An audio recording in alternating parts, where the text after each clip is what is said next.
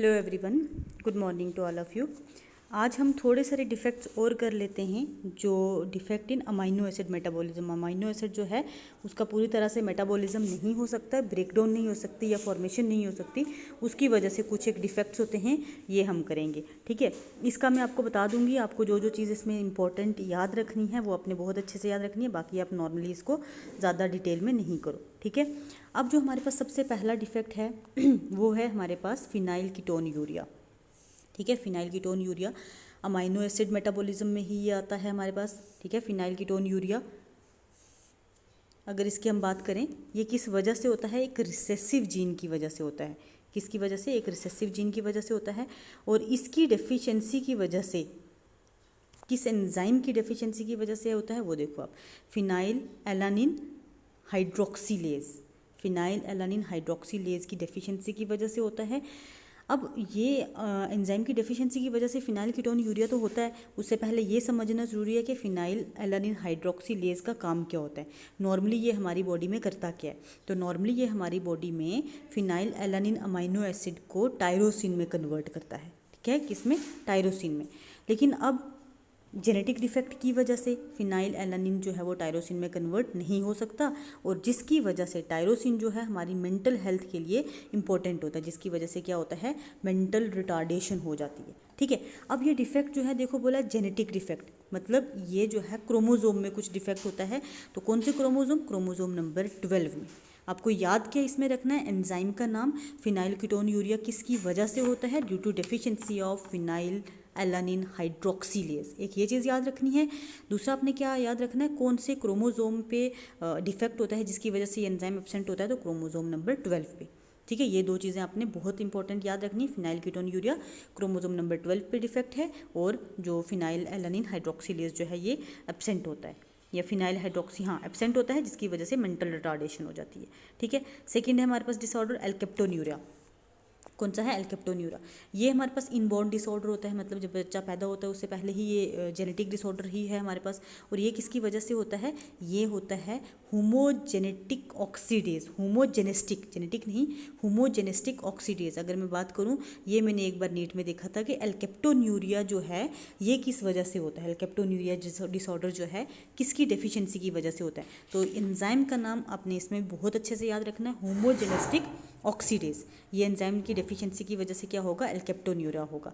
अब उससे पहले अब ये बात कर हमने देखनी है कि ये जो होमोजेनेस्टिक ऑक्सीडेज है, नॉर्मली इसका हमारी बॉडी में क्या काम होता है? तो नॉर्मली ये टायरोसिन की ब्रेकडाउन कराता है। टायरोसिन एक अमाइनो एसिड है जिसकी क्या कराता है? ब्रेकडाउन कराता है। अब जब इसकी डेफिशिएंसी होगी, हमारे पास एंजाइम की डेफिशिएंसी हो गई है, तो टायरोसिन जो है ब्रेक नहीं हो पा रहा। ठीक है, टायरोसिन जब ब्रेक नहीं हो रहा तो वो बॉडी में टॉक्सिक प्रोडक्ट्स जो है वो प्रोड्यूस करना शुरू हो जाएगा।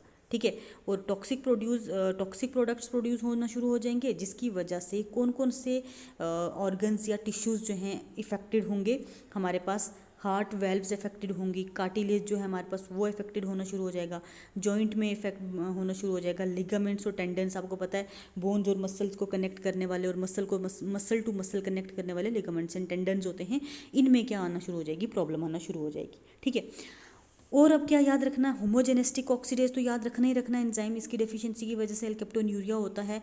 अब जो होमोजेनेस्टिक ऑक्सीडेज है ये एब्सेंट क्यों होता है? क्योंकि डिफेक्ट हो जाता है क्रोमोजोम नंबर 3 पे। ठीक है, chromosome number 12 phenylketonuria, alkaptonuria chromosome number 3। ठीक है, ये दो चीज़ें आपने बहुत अच्छे से याद रखनी है। ठीक है, अब हो गया हमारे पास एल्केप्टोन्यूरिया और phenyl ketone urea. Next disorder की बात करें, गॉचर्स डिजीज़। ठीक है, गॉचर्स डिजीज़ किस वजह से होती है? लिपिड मेटाबॉलिज्म में डिफेक्ट किस में आ जाता है? लिपिड मेटाबॉलिज्म में। और इसकी वजह से सेरिब्रोसाइड ब्रेकडाउन नहीं हो पाती।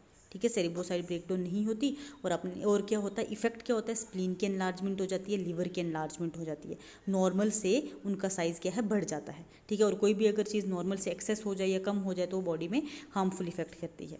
और इसमें अभी आपने ये चीज़ याद रखनी है, क्रोमोजोम नंबर 1 पे इफेक्ट होता है। ठीक है, क्रोमोजोम याद रखने हैं, एंजाइम्स याद रखने हैं, बहुत इंपॉर्टेंट है। उसके बाद है sickle cell anaemia.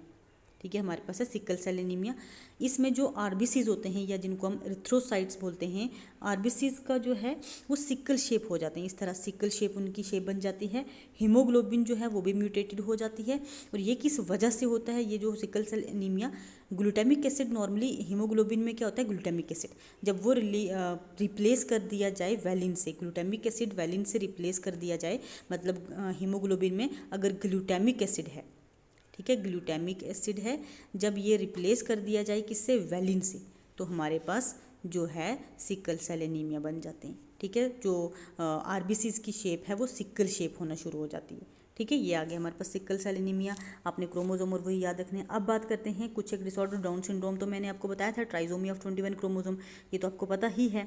Edward syndrome, tau syndrome और क्राइडू चैट, ये भी आपको चाहे बोर्ड के एग्ज़ाम के लिए उतने बहुत इंपॉर्टेंट नहीं है, लेकिन आपको नीट के लिए मोस्ट इंपॉर्टेंट है और ऐसे वाले डिसऑर्डर्स पूछे जाते हैं। ठीक है, तो आपने डाउन सिंड्रोम तो आपको पता ही है। अब बात करते हैं नेक्स्ट जो है हमारे पास, नेक्स्ट जो है एडवर्ड सिंड्रोम। एडवर्ड सिंड्रोम होता है सिर्फ ट्राइसोमी ऑफ 18 क्रोमोसोम। ठीक है, ये चीज़ याद रखनी है। 21 आ गया हमारे पास डाउन सिंड्रोम, एडवर्ड आ गया हमारे पास 18, ट्राइसोमी ऑफ 18, और टाउ सिंड्रोम भी यहाँ साइलेंट रहता है, tau syndrome trisomy of chromosome 13। ठीक है, 13 क्रोमोसोम। ठीक है, 21 डाउन सिंड्रोम, एडवर्ड 18 और 13 आ गया टाउ सिंड्रोम।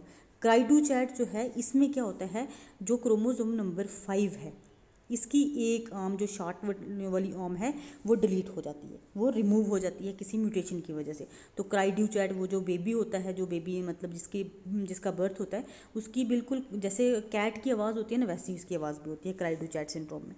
ठीक है, देन उसके बाद मैंने आपको लाइन फिल्टर भी करवाया हुआ है, टर्नर सिंड्रोम भी करवाया हुआ है, ये दोनों सिंड्रोम हमने किए हुए। सुपर मेल और सुपर फीमेल की बात करें, देखो नॉर्मली हमारे फीमेल में 2 एक्स क्रोमोसोम होते हैं, मेल में एक्स और वाई होता है। ठीक है, लेकिन जो सुपर मेल और सुपर फीमेल हैं, इसमें ये कंडीशन XXY या XXXX कंडीशन हो जाती है। ये नॉर्मल होते हैं, इनमें सिर्फ मेल या फीमेल सेक्स हार्मोन जो है वो थोड़े एक्सेस में स्क्रीट हो जाते हैं, और मेल और फीमेल हार्मोन एक्सेस में जो स्क्रीट होते हैं उसकी वजह से बहुत ज़्यादा इफेक्ट नहीं होते। ठीक है, कुछ एक कंडीशन में ये सुपर मेल और सुपर फीमेल फर्टाइल भी होते हैं, कुछ एक कंडीशन में स्टीराइल भी हो जाते हैं, बट मोस्टली फर्टाइल होते हैं, ज़्यादा प्रॉब्लम इनमें नहीं होती। बाकी ये दो हमने किए हुए। अब बात करते हैं हम ये माइलोजेनस ल्यूकेमिया में। माइलोजेनस ल्यूकेमिया में क्या होता है, जो क्रोमोसोम 21 है, 21 नहीं 22 है, देखो एक हमारे पास क्रोमोसोम 22 है, एक हमारे पास क्रोमोसोम नंबर 9 है। इन दोनों की एडिशन और डिलीशन, मतलब जो आर्म्स हैं, एक की डिलीट हुई दूसरे के साथ जाके अटैच हो जाएगी। ठीक है, जिसकी वजह से कौन सा माइलोजेनस ल्यूकेमिया जो है वो डिसऑर्डर हो जाता है। ठीक है, तो ये डिसऑर्डर्स आपने याद रखने हैं थोड़े सारे। आपने सिर्फ इनकी क्या याद रखनी है, कौन से क्रोमोसोम में इफेक्ट हो रहा है, कौन से एंजाइम की वजह से इफेक्ट हो रहा है, ये आपके लिए नीट पॉइंट ऑफ व्यू से मोस्ट इंपॉर्टेंट है। बाकी अगर बोर्ड की बात करें तो बोर्ड के लिए उतने ज़्यादा इंपॉर्टेंट नहीं है, लेकिन आप पूरा नीट को माइंड में रख के चलो तो ये उसके लिए बहुत इंपॉर्टेंट है। ठीक है, तो आज हमारे डिफेक्ट्स पूरे ख़त्म हो गए, कल हम जो है नेक्स्ट टॉपिक करेंगे। ठीक है।